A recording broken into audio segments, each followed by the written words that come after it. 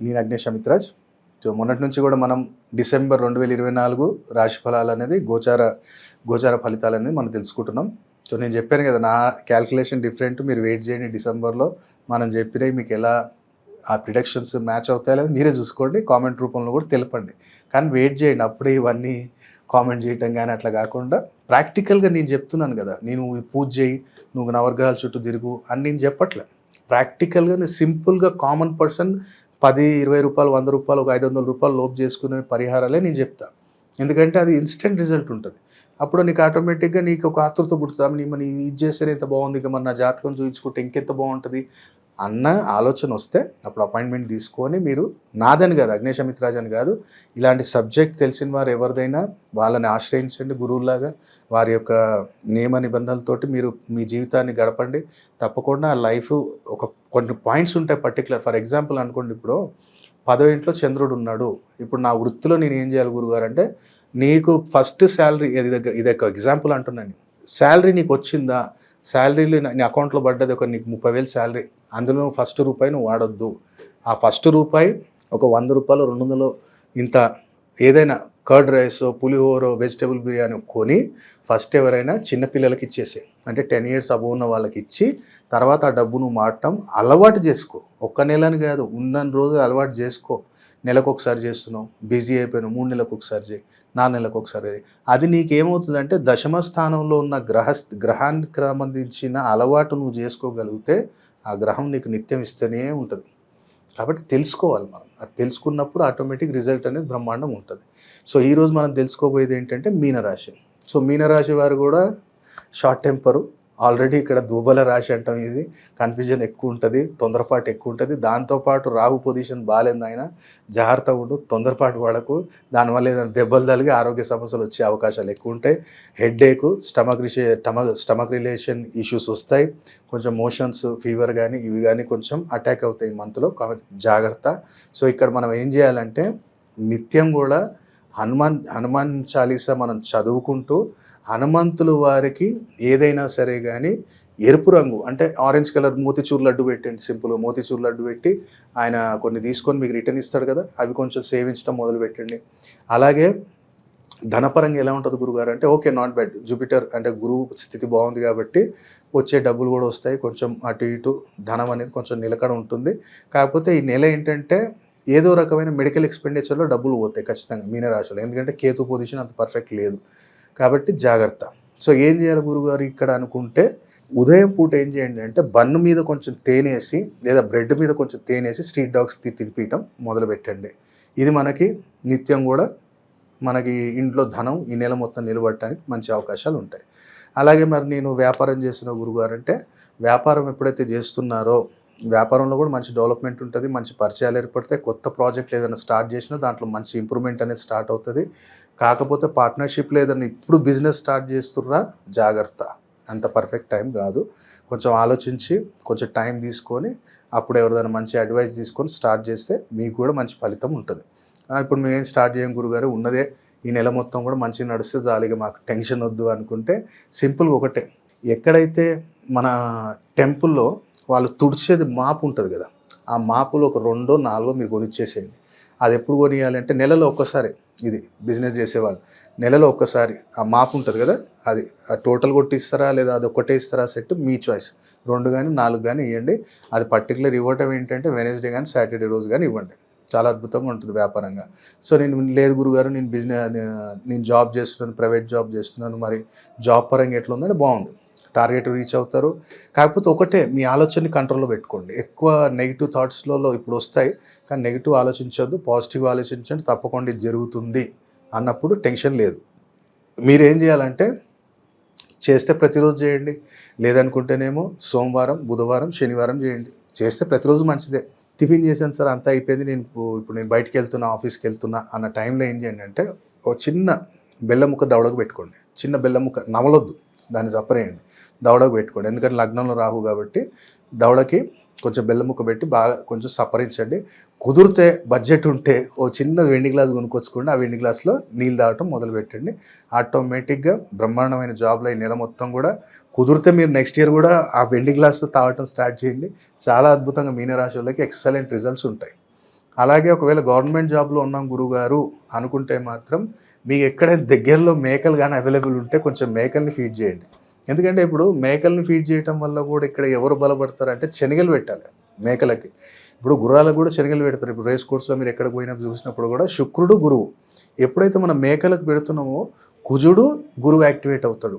So నీకు అక్కడ అధికార ప్రాప్తిని ఇస్తాడు. ఈ నెలలో ఎలాంటి చెడు దృష్టి నీ దగ్గర రానికుండా చేస్తాడు.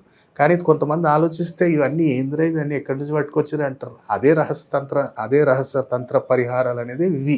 అందుకని మనకు అప్పట్లలో మీరు చూడండి గుర్రాలకు పెట్టేటోళ్ళు. ఈవెన్ ఇప్పుడు కూడా ఉత్తరాఖండ్ సైడ్ చూస్తే మొన్న రతన్ టాటా గారు చనిపోయినప్పుడు వారి యొక్క అంటే ఆయన బాడీ అట్లా చేయలేదు, కానీ ఒకానొకప్పుడు వాళ్ళ దాంట్లో పద్ధతి ఏంటంటే వాళ్ళు చనిపోయినప్పుడు వాళ్ళ బాడీని తీసుకెళ్ళి ఒక కొండ మీద వేసేస్తారు. ఆ కొండ మీద వేసేస్తే రాబందులు వచ్చి పీక్కొని తింటాయి. మరి ఆ రాబందులు ఎవరు తెలుసా? శని గురువు. వాళ్ళు మోక్షానికి కాల్చరు. అందుకనే మోక్షానికి మన శని గురువులు కారకులు కాబట్టి మరో జన్మ ఆయుష్కి శని, మరో జన్మ కలగడానికి బృహస్పతి. అందుకని నాకు వద్దు ఈ జన్మ అన్నట్టు వాళ్ళు తీసుకెళ్ళి అక్కడ వేసేస్తారు. అక్కడ రాబందులు పీక్కొని తింటాయి. ఓన్లీ గురువుని చాలామంది ఇప్పుడు అబ్రాడ్లో కూడా మీరు చూసినట్టయితే గద్దల్ని పెంచుకుంటారు. గద్ద దేనికి? సేమ్ ఓన్లీ జూపిటర్ గురువే.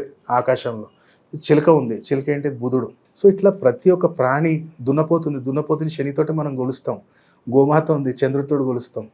కాబట్టి ఇవి నవగ్రహాలలో ప్రాణం ఉన్నవి, ప్రాణం లేనివి కూడా అన్నీ ఒకటే, ఒక గ్రహాన్ని రిప్రజెంట్ చేస్తాయి. కాబట్టి మీరు జాబ్లో ఈ ప్రక్రియ చేయండి. మేకలకు తినిపిస్తే చాలా అద్భుతం. గోమాతకు కూడా దాన్ని పెడతాం, కానీ మేకకు కూడా చాలా అద్భుతంగా ఉంటుంది. మీరు చేసి చూడండి. అలాగే ఎవరైతే విదేశీయానం అనుకుంటారో ఇప్పుడు కొంచెం పోస్ట్పోన్ అవుతుంది, బట్ ఛాన్సెస్ ఉన్నాయి, తప్పకుండా ట్రై చేయండి. కానీ జనవరిలో ఇంకా బెస్ట్ రిజల్ట్స్ ఉంటాయి డిసెంబర్ కన్నా. జనవరిలో పొజిషన్, ఎందుకంటే రవి పొజిషన్ బ్రహ్మాండంగా వస్తుంది ఇంకా అప్పుడు. సో అప్పుడు మనకి స్థిరంగా మనం వెళ్ళి అక్కడ ఉండడానికి ఛాన్సెస్ ఎక్కువ ఉంటాయి. సో మరి ఏం చేయాలి ఇప్పుడు నాకు ఛాన్సెస్ పెరగటానికి అనుకుంటే, మీరు శివయ్యకి సోమవారం ఏం చేయండి అంటే నెయ్యితో చేసిన పాయసము, అలాగే ఆయనకి శంకుపూలు, ఎల్లో అది బ్లూ కలర్ శంకుపూలు మాల ఒకటి చేసి ఆయనకు సమర్పించండి.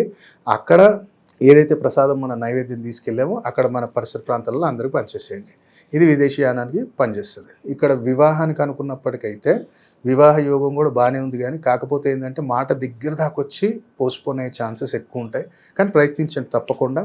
దానికి కూడా బెస్ట్ రిజల్ట్ ఏంటంటే, మనకి దగ్గరలో ఎక్కడైనా సరే కానీ ఆంజనేయ స్వామి టెంపుల్ ఉంది అంటే ఆంజనేయ స్వామికి మనం ఏం చేయాలంటే మంగళవారం రోజు మంచిగా ఆయనకి కుంకుమాభిషేకం, అంటే కుంకుమ లేపనే అభిషేకం అంటాం.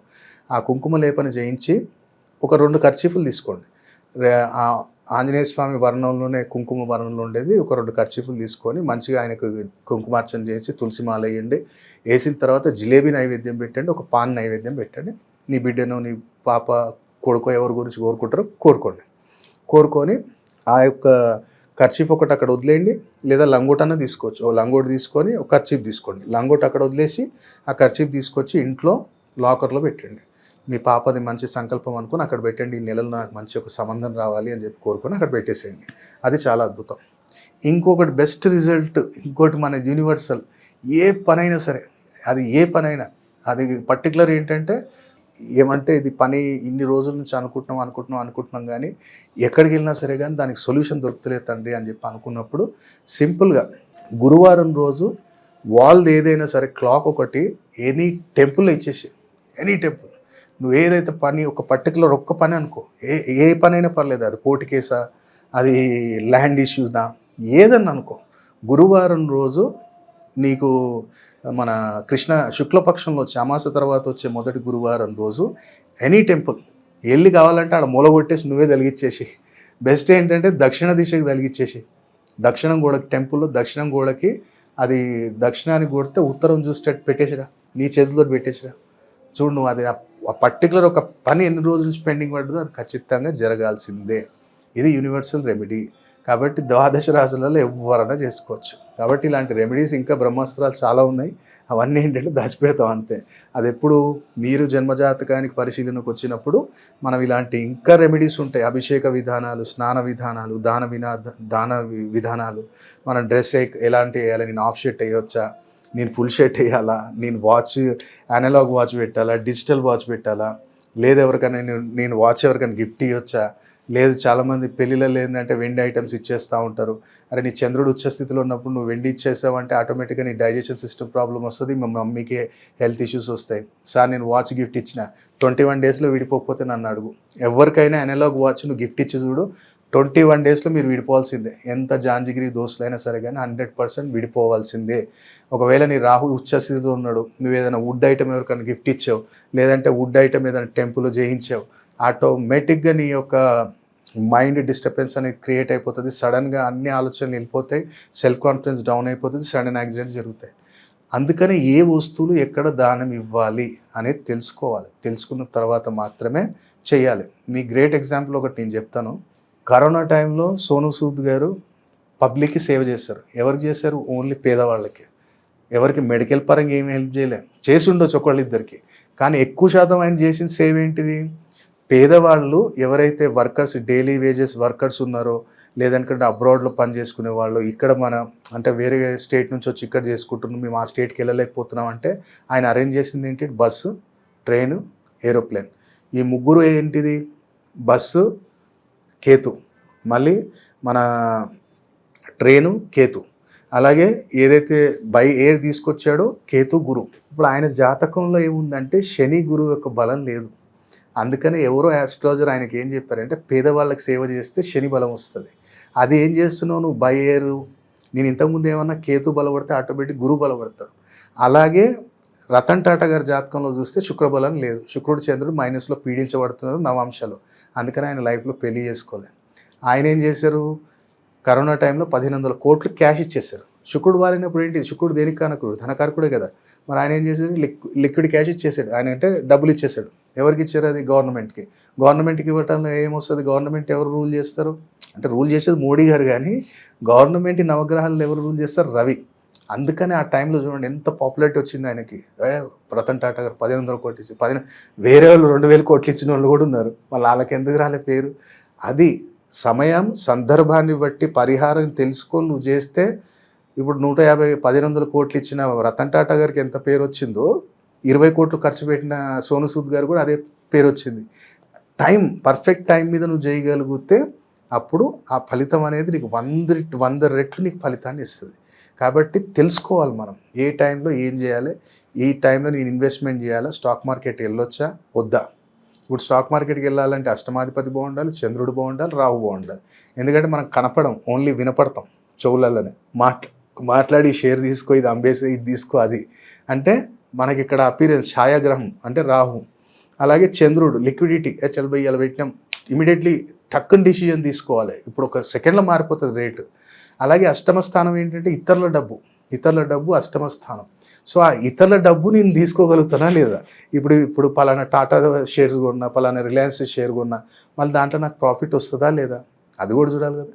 ఇప్పుడు రియల్ ఎస్టేట్లో కూడా నాకు కొన్ని సంవత్సరాలు బాగా నడిచింది, టక్కున ఉన్నట్టుండి రియల్ ఎస్టేట్లో డౌన్ అయింది. ఒక్కసారి నువ్వు చెక్ చేసుకో, నీ గ్రహాలు అవన్నీ కాదు, నీ తమ్ముడిని ఏమన్నా ఇబ్బంది పెట్టినావా, నీకన్నా చిన్న స్థాయి ఉన్న వాళ్ళని ఏమన్నా ఇబ్బంది పెట్టినావా, లేదనుకుంటే ఎవరి దగ్గర నుంచి అన్న ల్యాండ్ తక్కువ రేట్లో కొట్టేసినావా.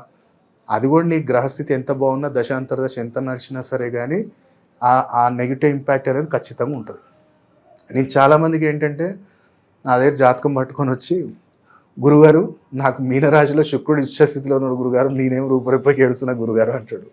నేనేమన్నా అంటే సింపుల్ లాజిక్, గురువు తర్వాత శుక్రుడు ఉన్న పైసా రాదురా బాబు, శుక్రుడు తర్వాత గురువు ఉంటే వస్తుంది.